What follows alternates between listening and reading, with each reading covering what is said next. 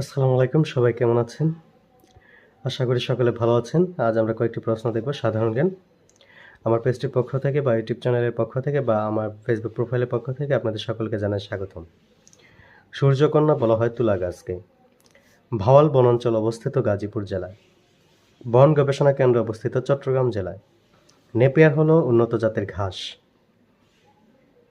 যা পশু পাখিদের জন্য উন্নত মানের একটি ঘাস, যা পশু পাখিদের খাওয়ানো হয় বা গৃহপালিত পশুদের খাওয়ানো হয়। যে জাতীয় গাছ তাড়াতাড়ি বাড়ে, বাঁশ।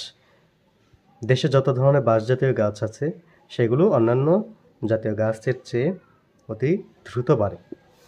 পরিবেশের জন্য ক্ষতিকর ইউক্যালিপটাস গাছ। ইউক্যালিপটাস গাছটি কেন পরিবেশের জন্য ক্ষতিকর?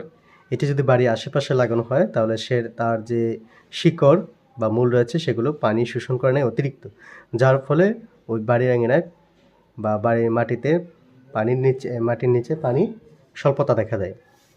বাংলাদেশের দীর্ঘতম বৃক্ষ বৈলাম। উপকূলীয় বনাঞ্চল রয়েছে বাংলাদেশের 19টি জেলায়।